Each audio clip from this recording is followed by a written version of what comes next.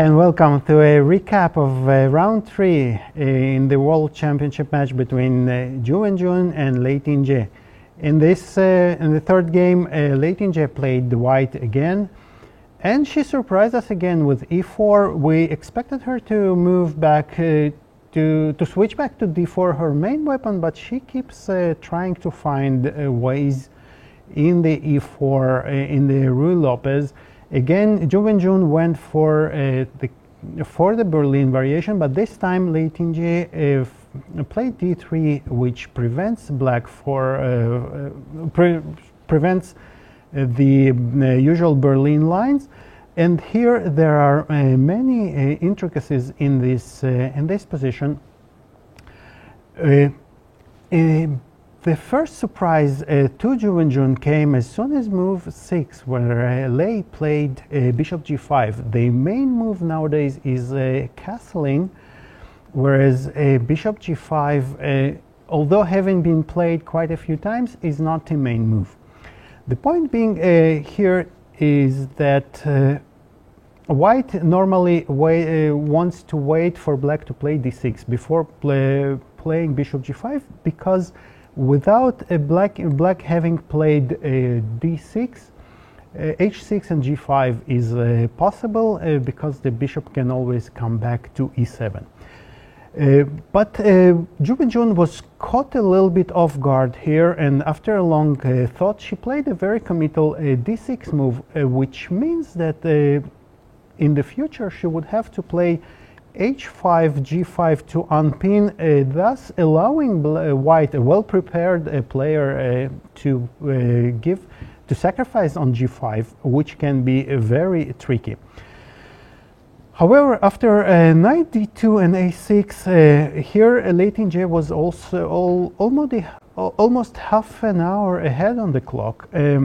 But instead of playing bishop a4, keeping the fork and tension, keeping the pin and the tension in the center, she decided to play bishop takes c6 and play in the center, which is not a bad idea, but practically maybe she would be better to keep the bishop on a4.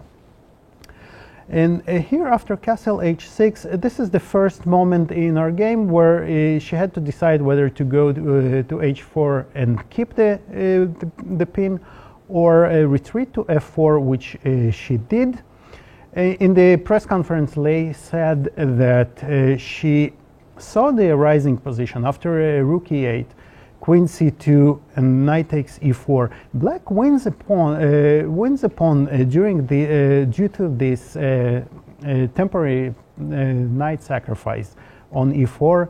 The bishop is pinned. The knight, sorry, is pinned, and after d5, black will regain the piece. But here Lei considered that due to her strong knight on e5 and black's outcast bishop on b6, she would have a very good compensation for the pawn, and she was almost right. But concretely, black is able to create a very strong initiative very fast, as it happened in the game. Here, after rook e6, black keeps the pawn on c6 protected, and h5, h4 becomes a very serious threat. Because the bishop on e4 is so strong, Lei Tingjie found an interesting idea to play king h1 with the idea of driving the bishop away with the f3 move. For that, she moved the king away from the diagonal. However, this allowed black which is something that didn't happen in the game, but this was the biggest chance for Zhu Wenjun, maybe in this match so far.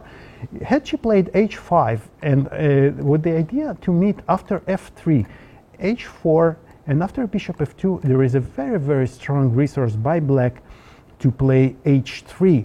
Using the fact that the bishop on f2 is hanging, black would get a very, very strong initiative.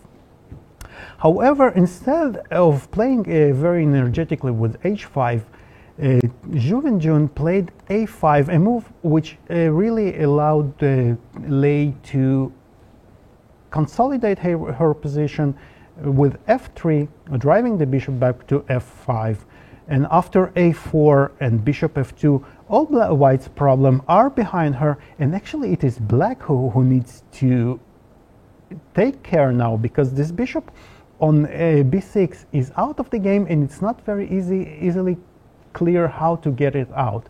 After rook e8, we really like the move rook f1, moving away from the e-file, protecting the bishop on f2, and basically asking the question, what are you going to do with this bishop? And Zhu Wenjun's answer to that was just sacrifice it, liquidate the game into an opposite colored bishop ending, which is which is basically a dead drawish position. But Zhu Wenjun, the world champion, found a way to pose some tiny problems, but it did make did force Lei to spend some time and to make sure that she finds the very precise moves to make the draw, because a seemingly simple position, the white bishop on d4 is somewhat limited by those pawns on g7 and f6, and white needs to be somewhat careful, just a tiny bit, not to get into trouble, not to lose the pawn in a way that would allow black to keep the rooks, because, for instance, if rook a5 here, then rook a1 forces a drawish bishop ending. However, Lei Ting-je found a very nice and precise way to make a draw by transferring the rook to b8 and creating her own counterplay. She basically forced black to, sorry, this was not the last, forced black to repeat the game by a threefold repetition. So all in all, another drawish game, not uneventful. Today we saw the biggest chance for Zhu Wenjun, which she could have used, but she kind of a little bit missed it. A lot of still fighting ideas, fighting spirit, and see you in round 4.